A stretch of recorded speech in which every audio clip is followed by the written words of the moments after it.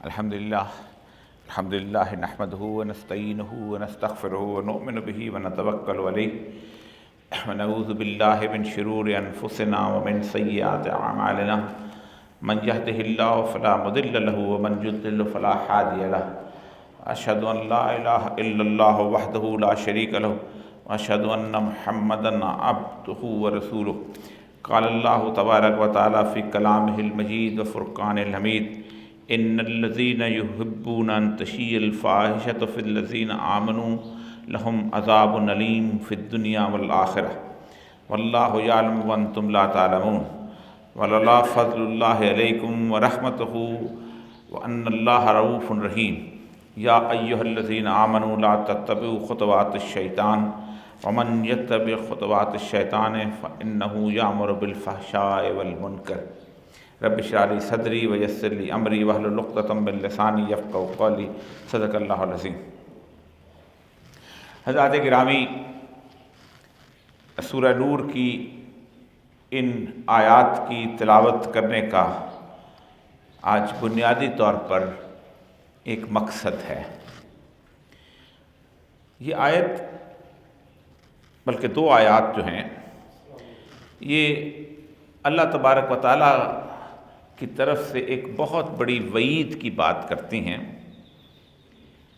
یعنی کچھ ایسی چیزیں ہیں جو اگر آپ کرتے ہیں تو ان کا عذاب اللہ تبارک و تعالیٰ دنیا میں ہی دے دیتا ہے۔ آخرت پر اس کا حساب تو ہے ہی ہے، لیکن دنیا میں بھی اس کا عذاب دے دیتا ہے۔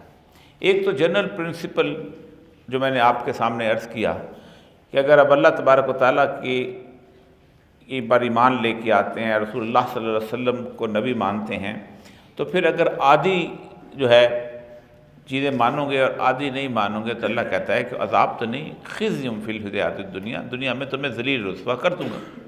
تو اس کو کوئی دور جانے کی ضرورت نہیں ہے، ہم مسلمان آپس میں ایک دوسرے کو دیکھ لیں، 57 ممالک کو دے دیں تب بھی، لیکن یہاں اللہ کے عذاب جو ہے خاص طور پہ دیا۔ اور اللہ فرماتے ہیں یاد رکھو ان الذین یحبون، جو اس بات کو پسند کرتے ہیں، ان تشیع الفاحشۃ فی الذین آمنوا، کہ مسلمانوں کے اندر، مومنین کے اندر، ایمان لانے والوں کے درمیان فحاشی پھیلے۔ اللہ کہتے ہیں کہ اس کے بعد آپ کہیں بے حیائی پھیلے، ان کے لیے دنیا اور آخرت میں عذاب علیم، دردناک عذاب ہم نے رکھا ہوا۔ اب اللہ تبارک تعالیٰ پر اللہ کہتے ہیں کہ واللہ یعلم وانتم لا تعلمون، اللہ جانتا ہے تم نہیں جانتے ہو کہ عذاب کیسا ہے، کس طرح کا ہے، کیا چیز۔ پھر آگے آیات چلتی رہتی ہیں۔ اللہ تبارک اگر یہ بات نہ ہوتی کہ اللہ کا فضل اور اس کی رحمت تمہارے شامل حال ہے اور اللہ بڑا شفیق، بڑا مہربان ہے، تو تم کبھی نہ بچتے۔ پھر اے ایمان والو، تم شیطان کے لا تتبعوا خطوات الشیطان، شیطان کے پیچھے مت چلو، کیونکہ اگر تم شیطان کے پیچھے چلو گے تو پھر دو کام کرے گا، یامر بالفحشاء والمنکر، وہ تمہیں حکم دے گا، یامر حکم دے گا، کیونکہ جب تک آپ شیطان کے تابع ہو جاتے ہیں نا تو پھر وہ حکم دینے لگتا ہے، وہ آپ کی مرضی پہ چلاتا ہے، آپ کی لگامیں اس کے ہاتھ میں آ جاتے ہیں۔ وہ سب سے پہلے آپ کو بے حیائی کا حکم دے گا اور پھر اس کے بعد آپ سے پہلے بے حیائی کروائے گا، پھر انکار کروائے گا۔ اس طرح بہت ساری آیات قرآن پاک کی ایسی ہیں۔ ایک آیت وہ ہے کہ جو آپ روز خطبے کے آخر میں سنتے ہیں، جب بھی آپ عربی کا خطبہ سنتے ہیں تو وہ ہے ان اللہ یامر بالعدل والاحسان وایتاء ذی القربى وینہی عن الفحشاء والمنکر والبغی یعظکم لعلکم تذکرون، کہ اللہ عدل اور احسان اور رشتہ داروں سے کو دینے کے لیے ان پہ خرچ کرنے کا حکم دیتا ہے، اور بے حیائی اور بغاوت، بغض سے روکتا ہے، بے حیائی سے روکتا ہے۔ اس کی بنیادی مقصد آج آپ لوگوں کو سمجھانا کا ہے کہ نہ صرف مسلمانوں کے معاملات کے اندر، 5000 سال کی انسانی تاریخ اس بات پر گواہ ہے کہ جس قوم میں بھی فحاشی پھیلی ہے اللہ نے اس کو تباہ و برباد کر دیا، رکی نہیں۔ میں ابھی اس کی تاریخ بھی بیان کرتا ہوں، لیکن آج بنیادی مقصد اس لیے ہے کہ پاکستان کے اندر آج شاید 19 تاریخ ہے، آج ایک ایسی فلم کو حکومت نے آزادی دی ہے کہ جو فلم ہم جنس پرستی یعنی مردوں کے ساتھ تعلقات اور ان کی جنس کے اوپر بنائی گئی ہے، اور جسے فرانس کے اندر باقاعدہ کوئر ایوارڈ ہوتا ہے، جو کہ مرد آپس میں شادیاں کرتے ہیں اور عورت میں شادیاں کرتے ہیں، LGBT کا ایوارڈ لیا ہے اس نے،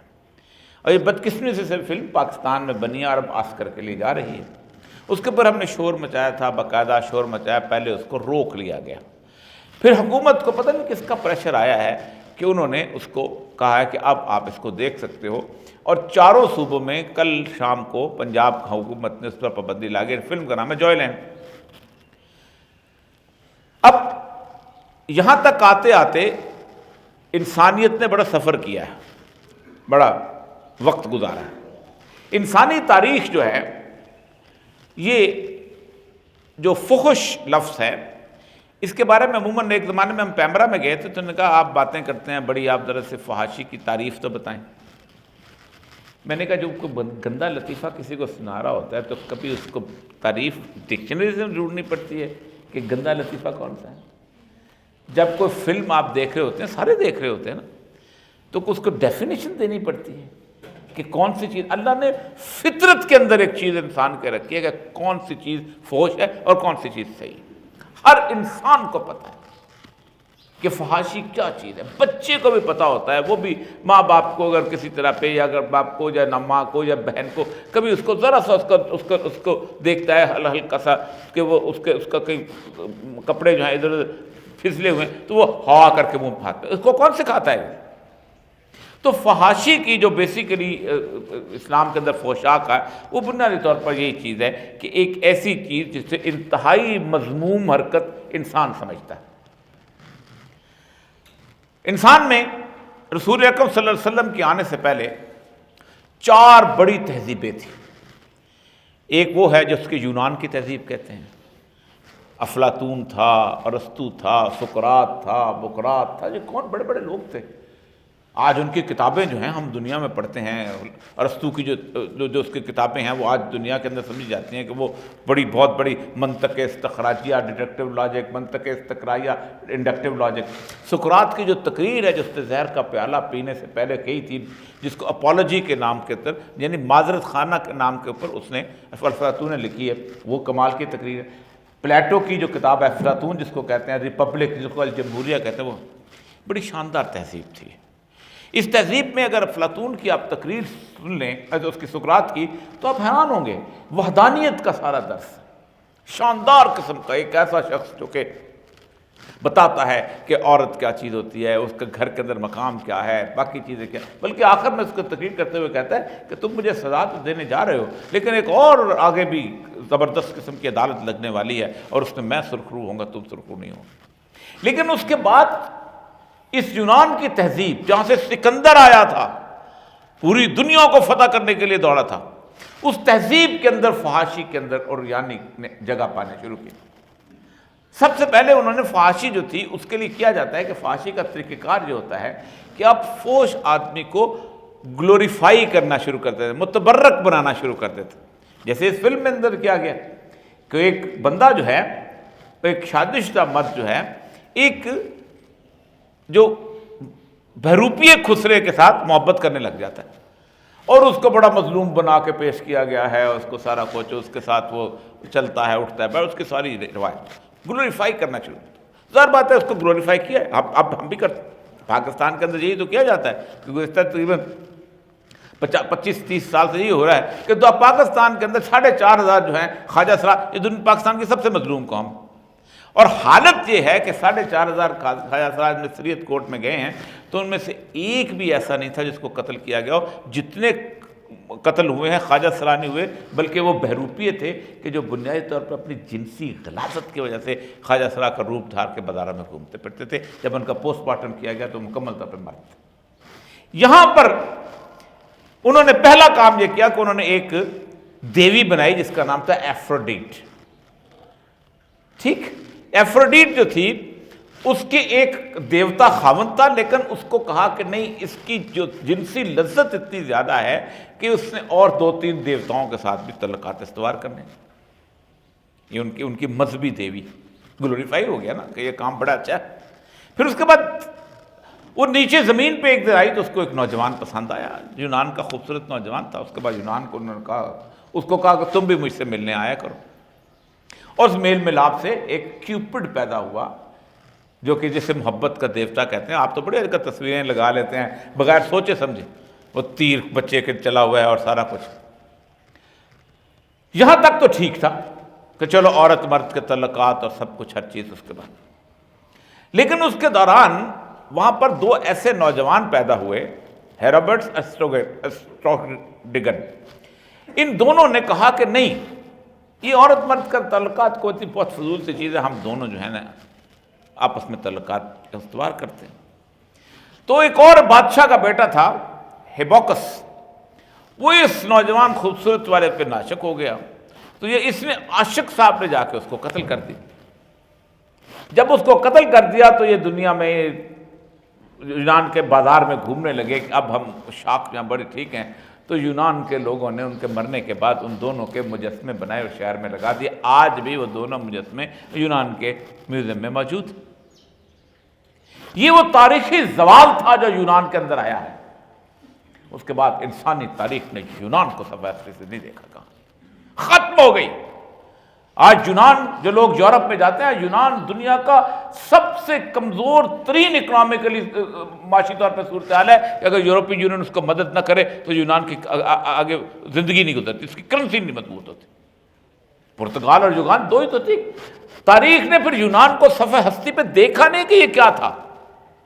جس ملک سے الیگزینڈر سکندر اعظم پیدا ہوا، جس نے روما سے نکلتے نکلتے کیا میسیڈونیا اور کیا اس کے بعد ایران اور کیا اس کے بعد یہاں تک آیا پورس کے جہاں تک آتا ہوا یہاں سے واپس گیا، اور بابل جا کے نہ گورے سکندر نہ ہے کسر دارا، مٹے نامیوں کے نشان، کیسے کیسے ایسی تہذیب کو زوال آیا کہ یونان کو آج اپنے آپ کو نہیں سنبھال پاتا، دنیا کو کیا سنبھالے گا۔ دوسری بڑی تہذیب، یہ میں رسول اکرم صلی اللہ علیہ وسلم کے آنے سے پہلے کی باتیں کر رہا ہوں، یہ قرآن نازل نہیں ہوا، لیکن اللہ چونکہ دین فطرت کے خلاف جو لوگ چلتے ہیں، جو فحاشی پھیلاتے ہیں، جو معاشرے کے اندر فحش زندگی گزارتے ہیں، ان کو تباہ و برباد کرتے ہیں۔ دوسری بڑی سلطنت جو تھی وہ رومن سویلائزیشن تھی۔ بادشاہ کیا بات ہے، سیزر بیٹھا ہوا ہے اور کیا سلطنت ہے، آدھے سے زیادہ یورپ اس کا محتاج تھا۔ یہ جرمنی، یہ آسٹریلیا، یہ اس کے بعد انگلینڈ کا، یہ لوگ انگلینڈ وغیرہ یہ تو اس وقت ایک بالکل جسے کہتے ہیں ہمارے بلوچستان سے بھی زیادہ بے آباد قسم کے لوگ ہوتے تھے۔ اصل تہذیب تو یہ رومن تہذیب تھی جو اٹلی اور اس کے آس پاس تھی۔ شاندار تہذیب تھی، بہترین تہذیب تھی، گھروں میں لوگ رہا کرتے تھے، سب کچھ ہوتے تھے، عورت کا اپنا کردار تھا۔ جو ویل جس کو کہتے ہیں نقاب، یہ رومن تہذیب کا حصہ تھا۔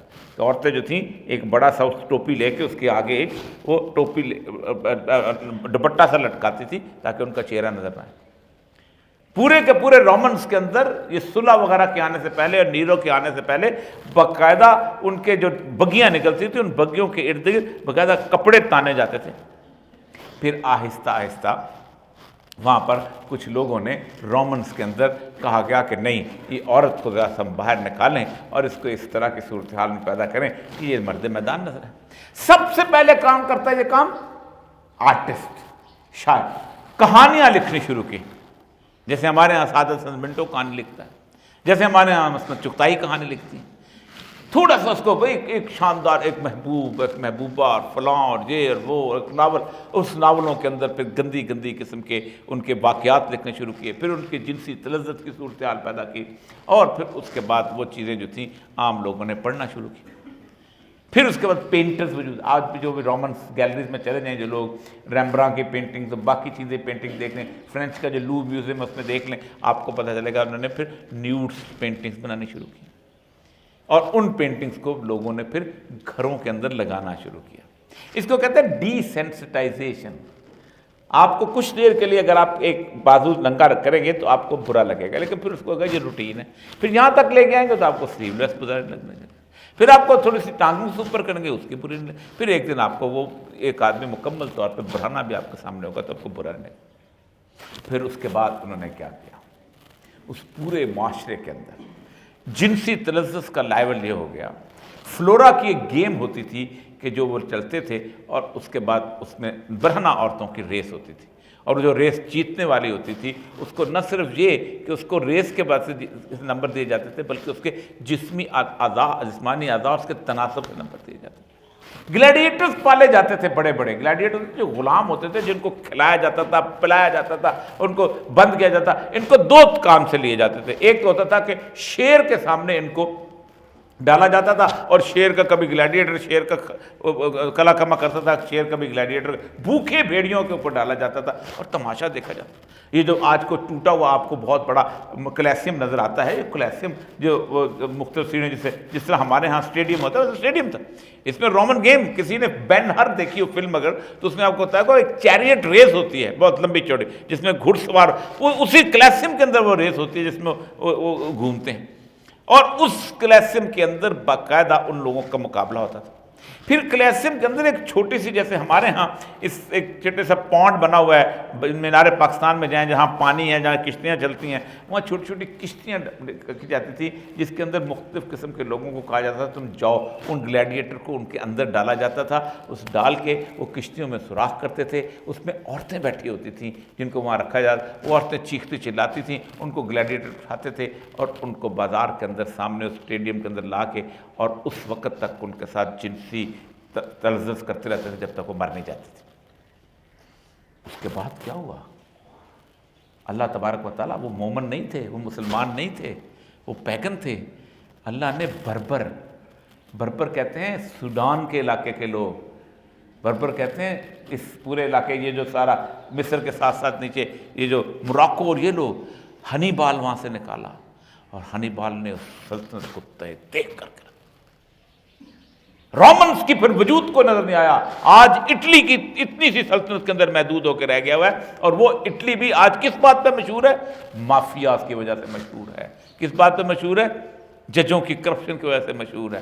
چھوٹا سا ایک ملک بن کے رہ گیا، اگرچہ کہ ہمارے لوگ پناہ لیتے ہیں، اس کی اور وجہ ہے وہاں جاتے ہیں، اس کی میں وجہ انشاءاللہ بیان کروں گا، وہ آج کل تک کسی وقت شاید اگلے جمعے میں بیان کروں کہ ہم لوگوں کو کیوں وہاں لے کے جایا جاتا ہے جبکہ وہ ان کو معاشی طور پہ کمزور ہیں۔ آج بھی ان کو ہماری ضرورت ہے، کیونکہ ہمارے لوگ جو ہیں اگر ان کا کندھا نہ ہو، ان کا جسم نہ ہو، ان کی محنت نہ ہو، تو ان کا معاشرہ چل ہی نہیں سکتا۔ یہ دو بڑی تہذیبیں، دو تہذیبیں مشرق کی تھیں رسول اکرم صلی اللہ علیہ وسلم کے آنے سے پہلے۔ ایک تہذیب ایران کی تھی اور ایک تہذیب بابل و نینوا کی تہذیب تھی۔ بابل و نینوا کی تہذیب تھی دجلہ اور فرات کے اندر۔ آپ دیکھیں کہ اس دجلہ اور فرات کی ترزمین وہ تھی کہ جس کے اندر نمرود، جب تک وہ شرک کرتے رہے، حضرت ابراہیم علیہ السلام آئے، نمرود کی حکومت قائم رہی، نمرود مر گیا، کوئی اور چلتا نا۔ حضرت ابراہیم تو وہاں سے ان کو درس دے کے قل یا نار کونی بردم وسلام علی ابراہیم، اس آگ سے نکل کے آپ چل پڑے، آپ چل کے پھر اپنی جو پیغمبر کی ڈیوٹی تھی آپ اس وہاں سے چلے، وہاں سے پھر وہ اس سے ہوتے ہوئے خانہ کعبہ سے ہوتے ہوئے پھر حضرت جو الخلیل ہے حضرت ابراہیم وہاں جا کے دفن ہوئے یروشلم کے اندر۔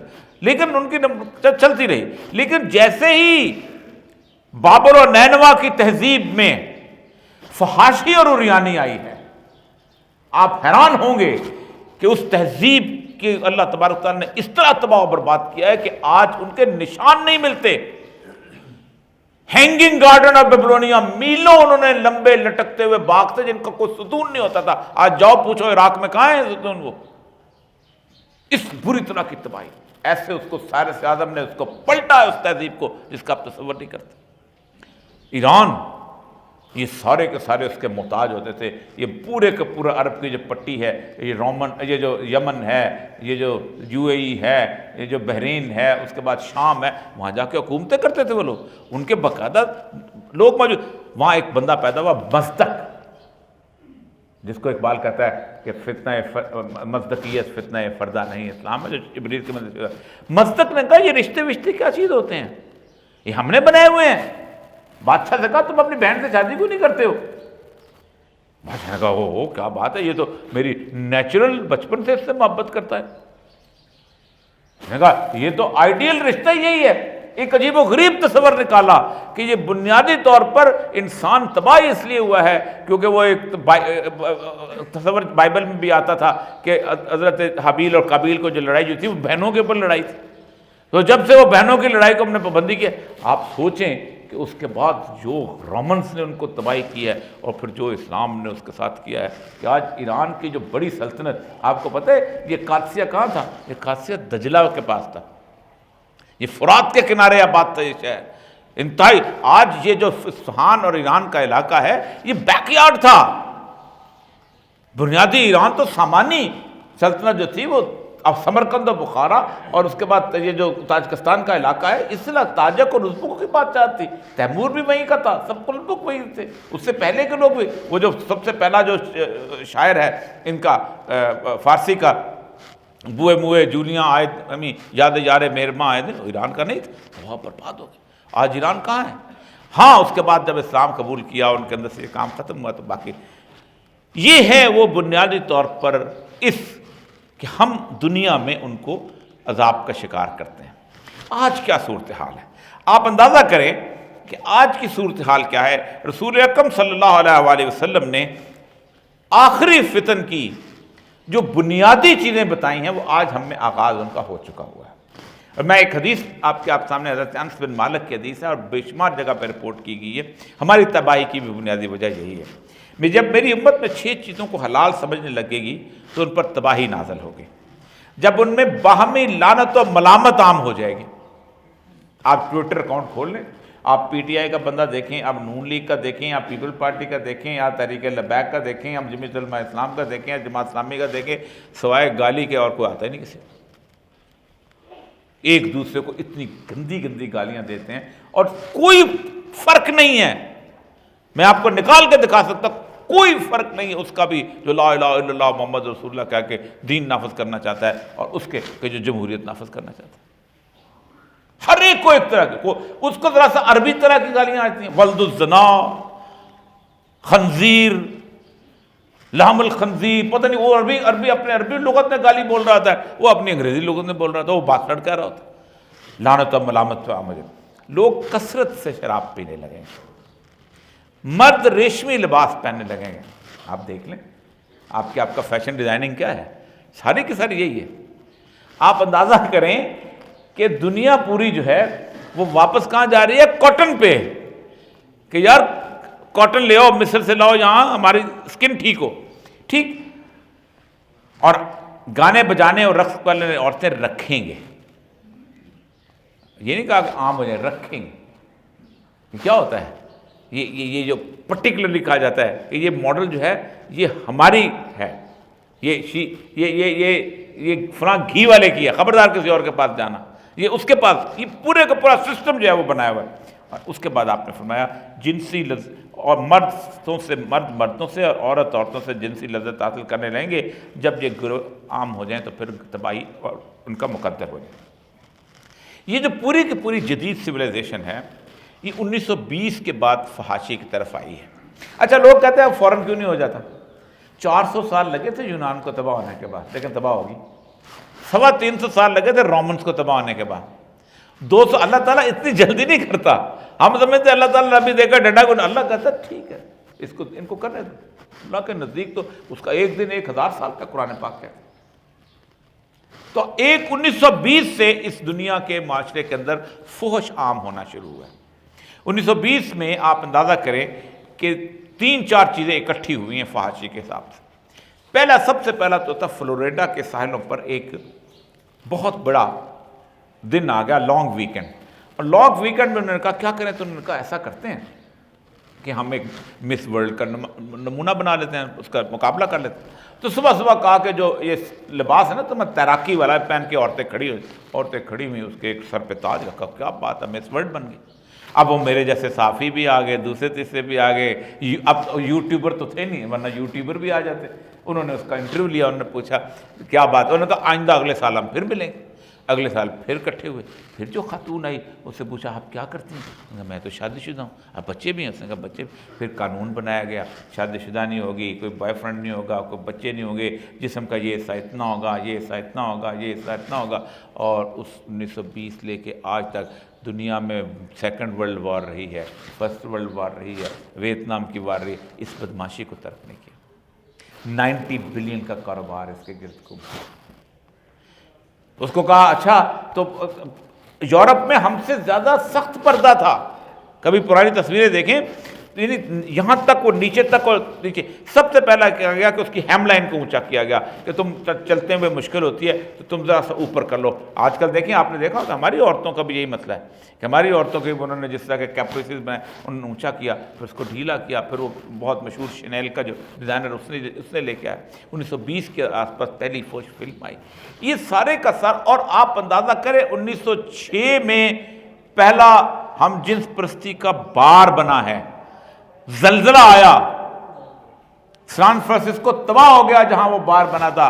انہوں نے کہا نہیں، یہ زلزلے کو ہم نے اس کو علامت نہیں بنانا۔ انہوں نے اس دن 26 جولائی کو ہم جنس پرستی کا گے پرائڈ ویکنڈ بنایا کہ ہم اس کو چلائیں گے، اور اس کے بعد وہ آگے چلتے رہے۔ اور اس کے بعد آج جو ہے ہمارا جو ایک بنیادی سلوگن تھا ہم جنس پرستی کا، وہ تھا میرا جسم میری مرضی۔ وہ میرا جسم میرا مرضی 15 سال سے پاکستان کے ہر گلی میں، ہر محلے میں اس کا کیا مسئلہ ہے کہ میرا جسم ہے، میں اس کو زنا میں استعمال کروں، میں اس کو مردوں کے ساتھ استعمال کروں، میں اس کو عورتوں کے ساتھ استعمال کروں، میں اس کو جانوروں کے ساتھ استعمال کروں۔ یہ ہے بنیادی مقصد۔ تو اللہ تبارک و تعالیٰ کہتا ہے کہ جو لوگ ایسا چاہتے ہیں، ہم نے ان کے لیے دردناک عذاب رکھا ہے، اس دنیا میں بھی اور آخرت میں بھی۔ میں نے 5000 سال کی تاریخ میں سے پوری تہذیبوں کی علامت آپ کو بتا دی۔ 4 پرانی تہذیبیں تباہ و برباد ہو گئی اس بات کے اوپر۔ ان کے مقابلے میں آپ اندازہ کریں کہ چائنیز تہذیب تھی، نسبتاً شریف تہذیب تھی، بچی رہی۔ اس کے بعد اور بہت سی چھوٹی چھوٹی تہذیبیں جہاں پہ یہ چیز نہیں تھی، بچی رہی۔ لیکن وہ تہذیبیں کہ جنہوں نے اس چیز کو اختیار کیا، اللہ نے اس کو برباد کر دیا، کیونکہ اللہ بنیادی طور پر فطرت پہ اس دنیا کو قائم رکھنا چاہتا ہے۔ وہ کہتا ہے یہ میرا باغ ہے، جو باغ کو اچھا رکھے گا اسی کو دوں گا، جو باغ کو اس فطرت کے مطابق رکھے گا اسی کو دوں گا، جو نہیں رکھے گا اس کو تباہ و برباد کر دے گا۔ اللہ تعالیٰ ہمیں ہدایت دے، اور اللہ تعالیٰ ہمیں فوج سے۔ مفتاب بھی جو عربی میں خطبہ پڑھتے ہیں اس کے آخر میں یہی کہتے ہیں کہ اللہ تعالیٰ عدل کو حکم دیتا ہے، احسان کو حکم دیتا ہے، اور فحاشی سے روکتا ہے، اور بغاوت سے بخش۔ بغاوت میں ایک اور مطلب بھی ہے، آپ خود سوچیں، بقایا کہتے ہیں فوش عورت کو بھی، بغیم من البقایا، وہ جو مشہور حدیث، تو وہ اس کا مطلب یہ ہے کہ فحاشی بذات خود بغاوت ہے اللہ تعالیٰ کے دین سے۔ وآخر دعوانا الحمدللہ۔